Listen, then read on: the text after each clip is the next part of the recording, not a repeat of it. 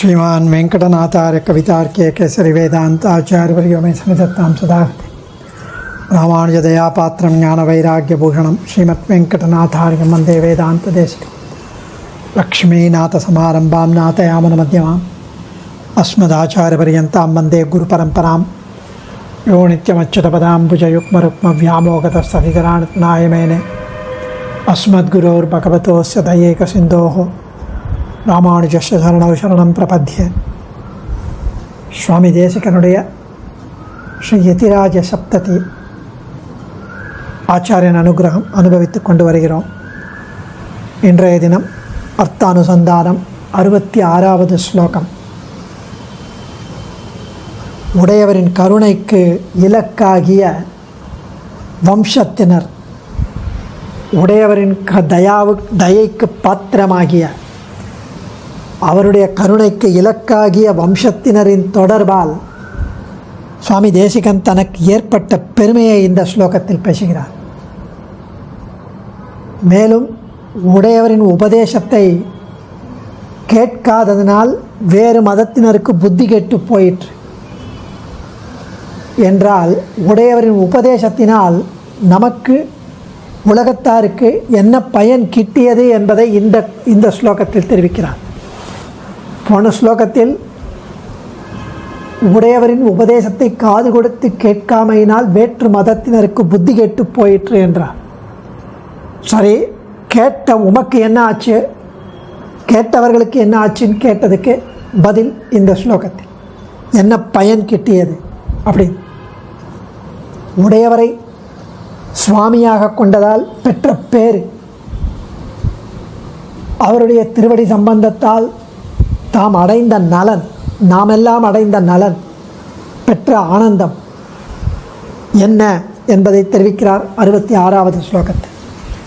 அர்த்தியா திஷ்டதி மாமிகா மதிரசா வாஜன்ம ராஜன்வதி பத்யா சம்யமினாமனேன ஜகதா மத்யாஹிதச்சேதினா யத் சாரஸ்வத துக்தசாகரசுதா சித்தௌஷதாஸ்வாதினாம் பிரஸ்வாபாயன போபவீதி பகவன் மாயா மகாயாமினி அர்த்தியா திஷ்டதி மாமிகா மதிரசா வாஜன்ம ராஜன்வதி பத்யா சம்யமினாமனேன ஜகதா மத்யாஹிதச்சேதினா யத் சாரஸ்வத துக்தசாகரசுதா சித்தௌஷதா ஸ்வாதினாம் பிரஸ்வாபாயன போபவீதி பகவன் மாயா மகாயாமினி. அதாவது, பிற மதத்தினர் தங்களுடைய துஷ்பிரச்சாரத்தால், வேத விருத்தமான பிரச்சாரத்தால் உலகத்தை மயக்கி சேத்தனர்களை படுகுழியில் வீழ்த்த பார்த்தனர். உலகத்திற்கு வர இருந்த ஆபத்தை, பெரிய ஆபத்தை ஸ்ரீ பாஷ்யகாரர் தவித்தார். அதை தவிர்த்து பிற மதங்களில் உள்ள குற்றங்களை மக்களுக்கு விளக்கி அவற்றில் மயங்கி விழாதவாறு செய்து காத்தருளினார் ஸ்ரீ பாஷ்யகாரர். பார்க்கடலிலிருந்து கடைந்தெடுத்த அமுதம், அதை போல வேதாந்தங்களிலிருந்து உபனிஷத்துக்களிலிருந்து ஆய்ந்தெடுத்த சாரார்த்தங்களை கொண்டது ஸ்ரீ பாஷ்யகாரருடைய ஸ்ரீ சுக்திகள். இதை அனுபவிப்பது என்பது எப்படி இருக்குன்னா, சித்தர்களின் மருந்தை உண்பது போல் பரம போக்கியமாயிருக்கும். உறக்கத்தை தடுப்பதற்கு அந்த மருந்தை உண்ணலாம், சித்தர்களின் மருந்தை.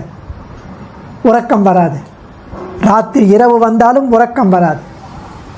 அதே போல எம்பெருமானின் மாயை எனப்படும் பிரகிருதி சம்பந்தம் வந்து சேத்தனர்களுக்கு சம்சார பந்தத்தை தந்து நல்ல அறிவில்லாமல் மயங்கச் செய்யும் ஒரு நீண்ட இரவு இந்த சம்சார சாகரம், இந்த வாழ்க்கை. ஒரு கால ராத்திரி. வேதாந்த தேசிகன் இன்னொரு இடத்துல சொல்கிறார், சில்லறை ரகசியத்தில், இது ஒரு கால ராத்திரி. அதனால் அந்த காலராத்திரியிலும் அந்த சம்சார பந்தம் இருக்கும் அந்த நேரத்திலும் பிரகிருதி சம்பந்தம், எம்பெருமானுடைய மாயை எனப்படும் பிரகிருதி சம்பந்தம் இருந்தாலும், அந்த சம்சார பந்தம் இருப்பினும் ஸ்ரீ பாஷ்யகாரருடைய அந்த ஸ்ரீசுக்தியை அனுபவித்தால் எப்படி சித்தர்களுடைய மருந்தை பரம போக்கியமாய் அதை அனுபவித்தால், அதை உண்டால் இரவு வந்தாலும் தூக்கம் வராதோ, அதே போல ஸ்ரீ பாஷ்யகாருடைய ஸ்ரீசுக்தியை அனுபவிப்பவருக்கு இந்த சம்சார பந்தம் இருந்தாலும், பிரகிருதி சம்பந்தம் இருந்தாலும், இந்த காலராத்திரியாகிய சம்சார சாகரம் இருந்தாலும் தத்துவங்களை பற்றிய அறிவும் மழுங்காமல் நிற்கிறது. போகவே போகாது. ஏன்னா ஸ்ரீசுக்தியை அனுபவிச்சாச்சு. இத்தகைய அருமையான ஸ்ரீசுக்திகளை நமக்கு அருளி மகோபகாரம் செய்த ஸ்ரீ பாஷ்யகாரரை பிறந்தது முதல் அடியனுடைய சிந்தை சுவாமியாகவே பற்றி நிற்கிறது. வேதாந்த தேசிகன் தெரிவிக்கிறார், பிறப்பு முதல் ஸ்ரீ பாஷ்யகாரரை, அவருடைய ஸ்ரீசுக்திகளை என்னுடைய சிந்தை ஸ்ரீ பாஷ்யகாரரை சுவாமியாகவே பற்றி நிற்கிறது. இப்படி மகோபகாரம் செய்த பாஷ்யக்காரர் இப்படி ஒரு நல்ல நாயகனை பெற்றதால் எனது உள்ளம் இனி தவறான வழியில் செல்லாது, நேரிய வழியில் நிலையாய் நிற்கிறது என்கிறார் சுவாமி. அது நமக்கும் பொருந்தும். ராமானுஜதாசர்கள் ஒவ்வொருவருக்கும் பொருந்தும், உலகத்தோருக்கு பொருந்தும், ஸ்ரீ பாஷ்யகாரர் சம்பந்தமுடைய எல்லாருக்கும் இது பொருந்தும். இப்படி இந்த ஸ்லோகத்தில் மாயாவாதிகளால் உலகத்துக்கு வர இருந்த அச்சத்தை உடையவர் போக்கினார். பிற மதங்களில் உள்ள குற்றங்களை விவரித்து காட்டும்போது சுவாமி செய்த உபன்யாசங்கள் உபனிஷத்தாகிய பார்க்கடலிலிருந்து கடைந்தெடுத்த சாரார்த்தமாகிய அமுதத்தை கொண்டவை போன்றது. அவைகளை சுவைத்தால் சித்தர்களின் மருந்து போன்று பரமபோக்கியமாயிருக்கும். அது சித்தர்களின் மருந்து உறக்கத்தை தடுக்கும் மருந்து. இரவு வந்தாலும் உறக்கம் வராது. அதுபோல பகவானின் மாயை எனப்படும் பிரகிருதி மக்களுக்கு சம்சார பந்தத்தை தந்து நல்ல அறிவை கெடுத்து மயங்கச் செய்யும் காலராத்திரி. அது இருந்தாலும் சுவாமியின் ஸ்ரீசுக்தியாம் அமிர்தத்தை ஒரு முறை பானம் செய்தார். அந்த காலராத்திரியாக இருந்தாலும் சம்சார பந்தமாக இருந்தாலும் அறிவு மழுங்காமல் காத்தருடும். இத்தனை சிறப்புற்ற ஸ்ரீசுக்திகளை அருளிய ஸ்ரீ பாஷ்யகாரரை பிறப்பு முதல் அடியனுடைய புத்தி பற்றியுள்ளது. அதனால் என் உள்ளம் தவறான வழியில் செல்வதில்லை, நேரான வழியிலேயே நிற்கிறது. இப்படி ரொம்ப அழகாக இங்கே தெரிவிக்கிறார். ஸோ இரவு வந்தால்தான் தூக்கம் வரும். அதுபோல் பிரகிருதி தொடர்பாகிய இரவு வந்தால் தத்துவ ஞானமின்மையாகிய தூக்கம் வரும். ஆனார்கள் தேவர்கள் அமுதத்தை பானம் பண்ணுபவர்கள், அவர்களுக்கு தூக்கமே கிடையாது, எப்பவும் பகல்தான்.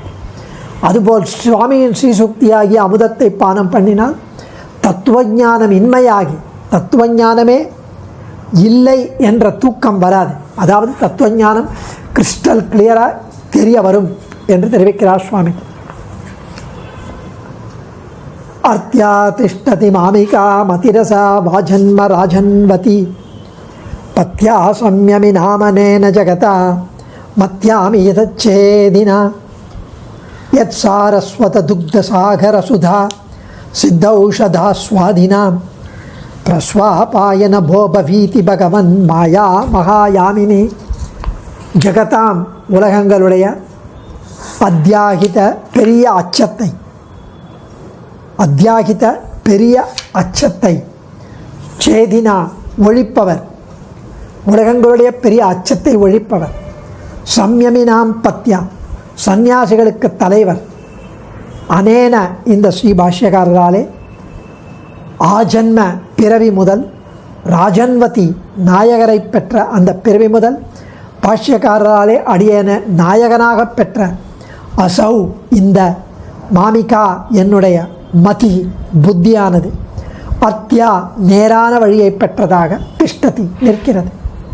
யத் சாரஸ்வத எவருடைய ஸ்ரீசுக்திகளாகிற துக்தசாகர பார்க்கடலினுடைய சுதா அமிர்தமாகிய சித்தௌஷதம் சித்தர்களுடைய மருந்தை ஆஸ்வாதினாம் சுவைத்தவர்களுக்கு பகவன் மாயா பகவானின் மாயை என்னும் பிரகிருதியாகிய மகாயாமினி பெரிய ராத்திரி காலராத்திரி பிரஸ்வாபாய சம்சார பந்தம் என்னும் துக்கத்தை தருவதற்கு நபோவீதி தகுதி உடையதாக முடியாது. எல்லா பந்தம் என்னும் துக்கத்தை தருவதற்கு தகுதி உடையாக முடியாது. ஏன்னா ஸ்ரீ பாஷ்யகாருடைய ஸ்ரீசுக்திகளை அனுபவித்தவர்கள் என்று பதவுரை பாஸ்மத் ஆச்சாரியனுடைய தெளிவுரையை அனுபவிக்கலாம். உடையவரின் கருணைக்கு இலக்காகிய வம்சத்தினரின் தொடர்பால் தனக்கு ஏற்பட்ட பெருமையை இங்கு பேசுகிறார் சுவாமி. மேலும் உடையவரின் உபதேசத்தை காது கொடுத்து கேட்காமையினால் வேற்று மதத்தினருக்கு புத்தி கெட்டு போயிற்று என்று போன ஸ்லோகத்தில் சொன்னவர், உடையவரின் உபதேசத்தால் உமக்கு என்ன கிட்டியது என்று கேட்ட கேள்விக்கு இங்கு பதில், தனக்கோ உலகத்தாருக்கோ என்ன பயன் கிட்டியது என்பதற்கு பதில். ஒரு நாட்டில் ஆட்சி செய்பவர்கள் நற்குணம் நற்பண்புகளை பெறாவிட்டால் ஆளப்படும் மக்களும் நற்குண நற்பண்புகள் அற்றவர்களாய் இருந்து தீய வழியில் செல்வர். யதா ராஜா ததா பிரஜா அப்படின்னு. மக்கள் எவ்வழி மகேசன் எவ்வழி மக்கள் அவ்வழி, அரசன் எவ்வழி அந்த வழி குடி மக்கள் என்பர். அடக்குவார் இல்லையாமையால் நாட்டில் திருட்டு அதிகமாகும். பெண்களும் ஜார புருஷர்களின் வலையில் சிக்கி கற்பென்னும் பண்பை இழப்பர். நாராஜகே ஜனபதே பாரியாவா வர்த்ததே வச்சே. நாட்டில் சட்டத்தில் ஆட்சி குன்றினால் மனைவிகள் தத்தம் கணவர்களின் வசத்தில் இருக்க மாட்டார்கள். கற்பு நெறியினின்று வழுவி ஜாரர்களுக்கு வசப்படுவார்கள். திருட்டு தொழில் மேலோங்கும். நற்பண்புடைய சிறந்த அரசன் ஆட்சி புரிந்தால் மக்கள் தீய வழியில் செல்லாமல் தீய நெறியில் கவனம் செலுத்தாமல் நல்வாழ்வு வாழ்வார். குறிப்பாக பெண்களும் கற்பு நெறியினின்று சிறிதும் வழுவாது நல்லொழுக்கம் உடையவர்களாக திகழ்வர். அதே போல ஞான மார்க்கமாகிய உலகத்தில் என்னுடைய புத்தி, அதாவது சுவாமி தேசிகன் தெரிவிக்கிறார், ஞான மார்க்கமாகிற உலகின் என்னுடைய புத்தியாகிய பெண், இந்த புத்தியாகிய பெண் கற்புடையவள், நெறி தவறாதவள். ஏன் அப்படின்னா, இந்த ஞான உலகில் நல்லாட்சி நடக்கிறது. சரி, எப்படி நல்லாட்சி நடக்கிறது? ராஜா யார் அப்படின்னா எதிராஜாதான். ஞான உலகத்தை எதிராஜர் ஆளும்போது இந்த ஞான லோகம், இந்த ஞானமே லோகமாக அதை உருவகப்படுத்தினால் அந்த அந்த ஞான லோகத்தை எதிராஜர் ஆளும்போது சார்வாகர், சாங்கியர், பௌத்தர், சங்கரர் முதலான ஜாரர்கள் தலை காட்ட முடியவில்லை. என்னுடைய அறிவாகிய ஸ்திரீயானவள் பட்டிமேயும் நினைவில்லாமல் நேரான வழியில் நடப்பவள். சார்வாகம் முதலிய ஜார புருஷர்கள் என் பக்கம் எட்டி பார்க்க முயற்சி செய்தனர். ஆனால் அவர்கள் எல்லாரும் ஆளுபவரான எதிராஜரை கண்டதும் ஓடி மறைந்தனர். எனது புத்தியாகிய ஸ்திரீயும் சார்வாகர் போன்ற ஜாரர்களிடம் பயந்து ஓடிப்போய் தன் பதியான ஜெகத்பதியாம் ஸ்ரீமன் நாராயணனை இருகத் தழுவிக்கொண்டாள். அதாவது சுவாமி தேசிகனின் புத்தியாகிய மதியாகிய ஸ்திரீயானவள் தான் பிறந்தது முதல் ஜாரர்களான சார்வாக மதங்கள் போன்ற மதங்களாலே வரும் பயத்தை போக்கும் எதிராஜரான அரசனை சரணமடைந்து நேர்மை குணத்தை உடையவளாய் தன் பதியான சர்வேஸ்வரனை நாராயணனை விட்டு என்றும் பிரியாதவளாய் இருக்கிறாள். நாராயணனை என்றும் பிரியாதவளாய் அந்த புத்தி இருக்கிறாள். இப்படி தீய வழியில் செல்லாமல், அதாவது பிற மதவாதிகள் கூறும் விஷயங்களையும் அவர்களுடைய யுக்திகளையும் அவர்களுடைய மயக்க பேச்சுகளையும் நன்கு ஆராய்ந்து அவை தவறானவை, நேர்வழி இல்லை அது என்று ஒதுக்கி பகவத் ராமானுஜர் காட்டிய வழியில் பக்தி அல்லது பிரபத்தி உபாயத்தை அனுஷ்டித்து தீய குணங்கள் கலவாத எண்ணற்ற கல்யாண குணங்களோடு கூடிய ஸ்ரீமன் நாராயணனையே அடைக்கலமாக பற்றியதற்கு ஒரு சிறந்த காரணம் இது ஒரு சித்த ஔஷதம்.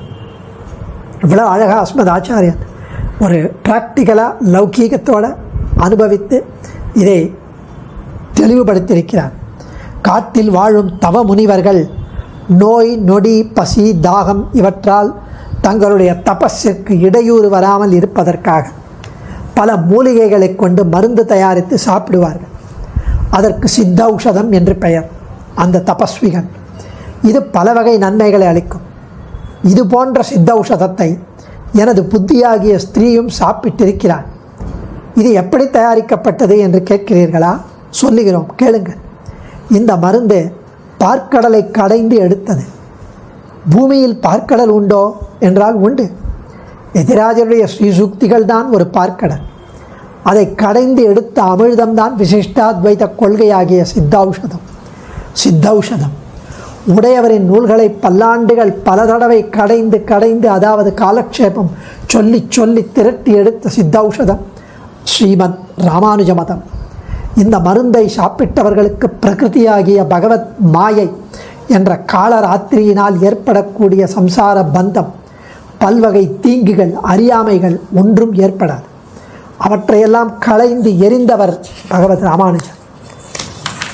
அவருடைய அந்த உடையவருடைய பகவத் ராமானுஜருடைய ஸ்ரீபாஷ்ய ஸ்ரீசுக்திகள் பார்க்கடல் போன்று போக்கியமானது, பரமபோக்கியமானது.